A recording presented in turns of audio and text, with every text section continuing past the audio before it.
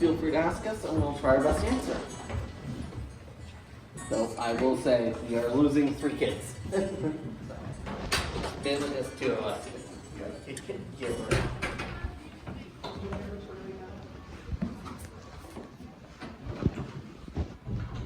How long did they live here?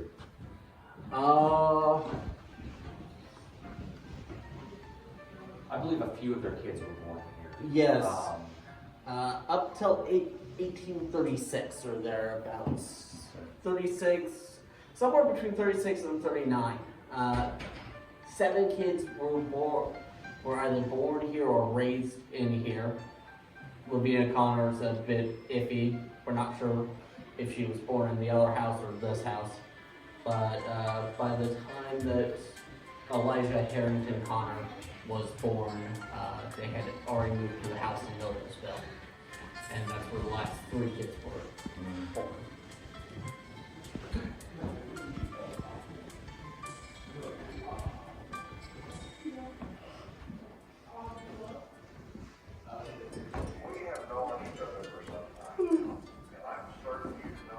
Hello. Hello. Father house and the best room. We call this the best room, partially due to the carpet, partially because Nathan's in here. Yep, and you bring it. But also this room in particular covers William Connor's life between, where it's 2 different lives. First half of his life, he was a fur trader, lived with a Lenape, married to a Lenape woman and had kids with her. 6. And then it gets more interesting. Then he helped with the Treaty of St. Mary's, which had Lenape moving out of Indiana. His wife left him, took the kids. That part of it is tradition, but we're not exactly sure why they split up. Jordan could have left with them, she could have stayed and decided to separate. William got married to Elizabeth Chapman a few months after his first wife left him. Became a land speculator because he got a whole bunch of land, partially due to that whole Treaty of St. Mary's. And they had 10 kids together.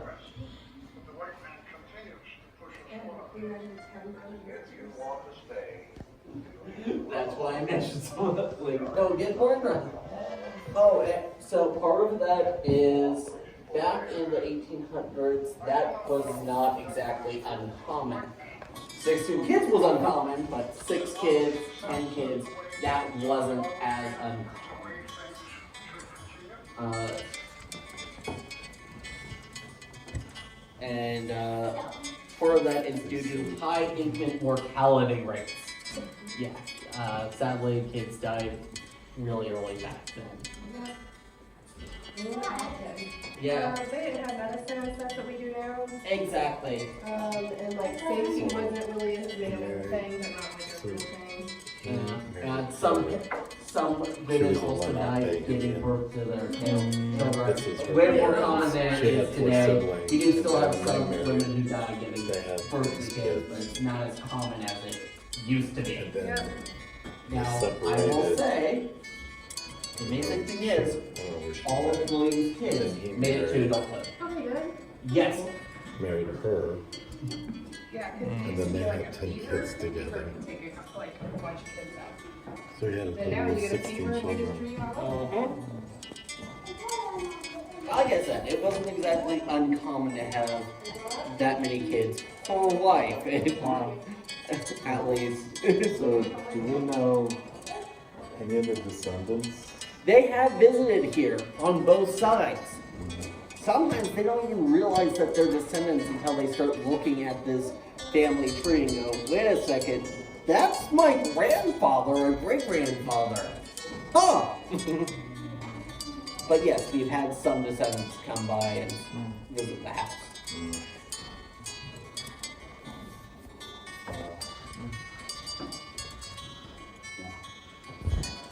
All the kids made it to adulthood. There's not even a point where there still can be a miscarriage due to the fact that most of the dates are really close together.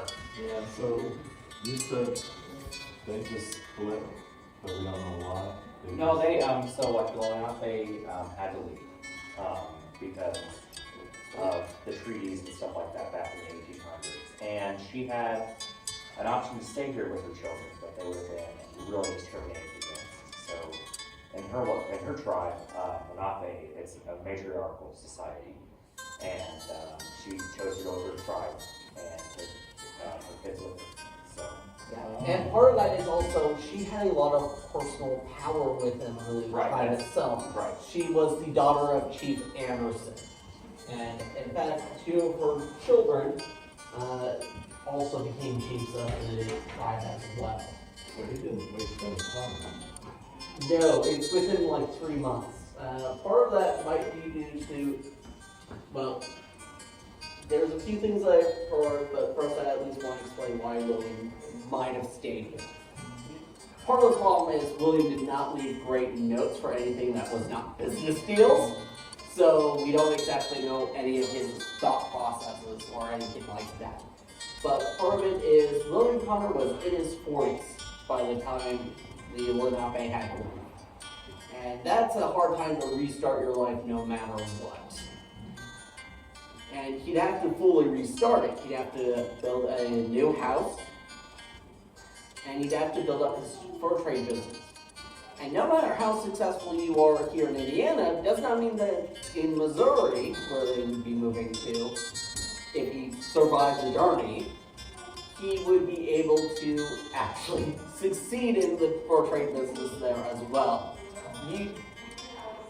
Does not help that you have to basically get a license for $500 and then buy all your supplies. So it's a very expensive business just to start up. And that's where they ended up in Missouri to Lenape. At least for a time, they started in the Delaware River Valley, which is part of the reason why the Lenape are also known as the Delaware. They moved through, went to Ohio, got here, went to Missouri. They eventually ended up in Oklahoma. Another factor that might have helped things is that due to William Connor helping out with the Treaty of St. Mary's, he was rewarded a significant chunk of land. I don't exactly remember how much, but it's still quite a bit of land. Yeah. Kind of would have to give it up or not be able to live on it and work on it if he went with his wife. So, as for Elizabeth Chapman, I've heard two things. I'm not sure how true either of these are, so take them with big grains of salt. One, she was like the only unmarried white woman in the area, and it was not right for a businessman of his stature to be unmarried at the time. Something like that. I also heard that Elizabeth was already in love with William. She kind of grew up in the area, had a crush on him, so she was already interested. Again, no idea if either of those is true.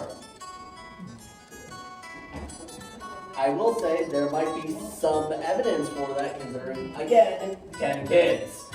Yeah, she was much younger too. Oh yeah, she was the same age as his eldest son. Yeah.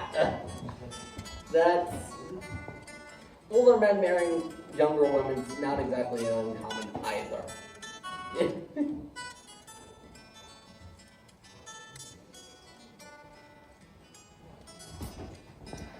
Thank you. Thank you both. Thank you. Have a nice day. You too.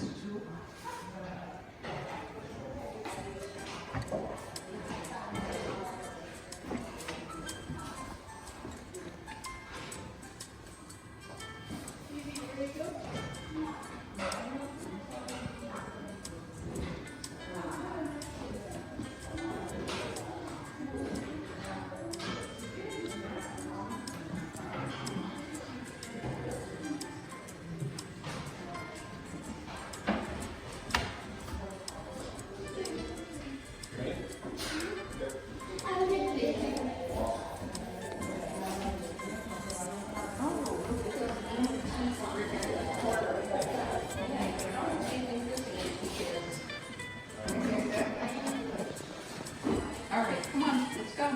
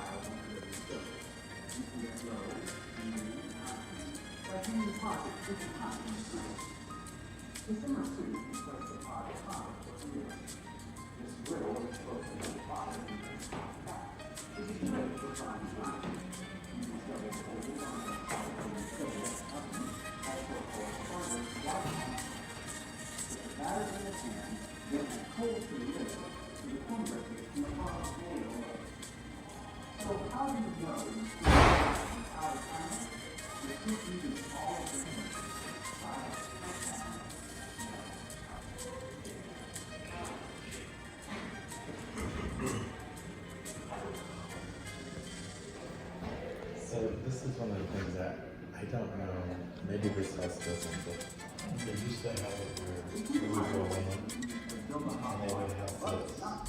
They actually have people dressed in this garb. By hanging pots at different heights on the crane. To simmer soup, you place the pot up higher for indirect heat. This griddle is closer to the fire and gets hot fast. So how do families preserve the food they'll need to eat all year long? Root vegetables keep well in a cool, dry place. Some vegetables can be dried or pickled, sauerkraut. Meat is usually smoked or salted, like ham. To make fruit last, we can cook jams, apple butters, or fruit leathers. Looks like something you might pack in your lunch. With skill and a lot of luck, a cook could put away enough food for the family to eat throughout the year. It's a lot like something you've probably seen. This oven has a flue separate from the fireplace, so we can build a fire directly on the oven floor. After a couple of hours, when the fire heats the bricks, we'll rake the coals and ashes off to the side. How do we know when the temperature is right? An experienced cook can tell by how the heat feels on her skin. We'll start out by baking bread that needs a higher heat. After several hours, the oven slowly cools, and we can roast a chicken, bake beans, or dry herbs. Maybe we'll finish up by placing a pudding inside to bake overnight. Does this remind you of something today? Next time you order a pizza, look to see what the chef is using to slide the pizza in and out of the oven. And heat. S-hooks are like dials on today's stove. You can get low, medium, and high heat by hanging pots at different heights on the crane. To simmer soup, you place the pot up higher for indirect heat. This griddle is closer to the fire and gets hot fast, which is great for frying side meat. You can shovel coals onto the hearth and set a Dutch oven, also called a spider, right on top. Put the batter in the pan, then add coals to the lid so the cornbread bakes from above and below. So how do you know when the food is done without a timer? The cook uses all of her senses: sight, sound, smell, touch, and taste. You know what this is? What is it? I can't even take a guess. As far as I know, you can still go upstairs.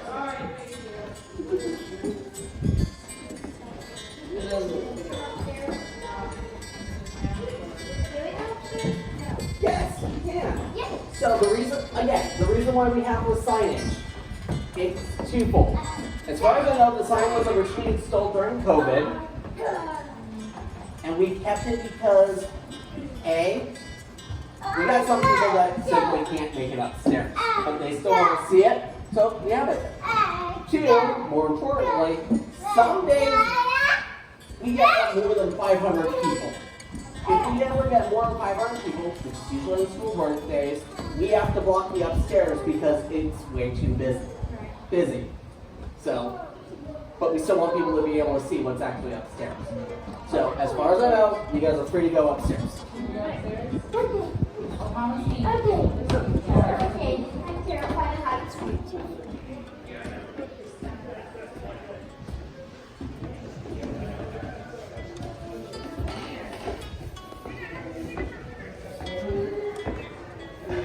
Oh, look at this. Rosie, old fashioned.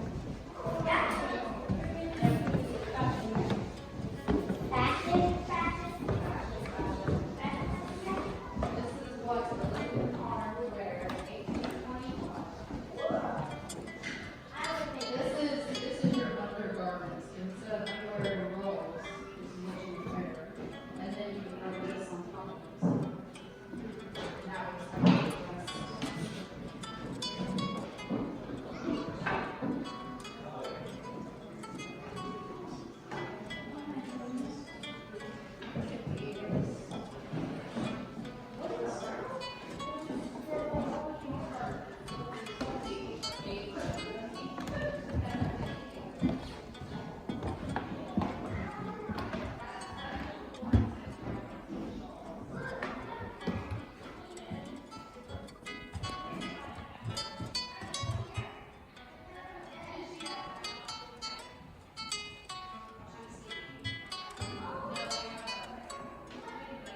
That's the.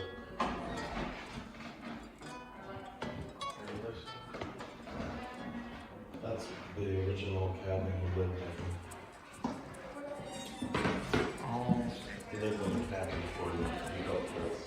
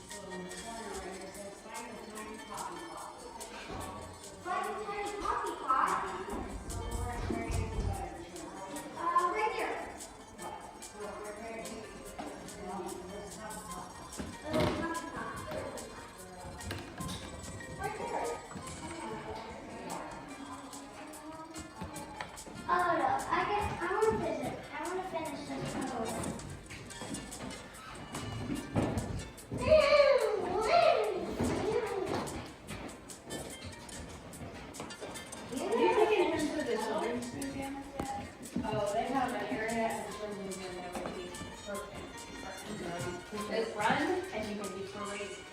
His babies are just taking off before. She takes them to go and go. Because there's only 2 kiddos and then her daughter is in school. They just get out of the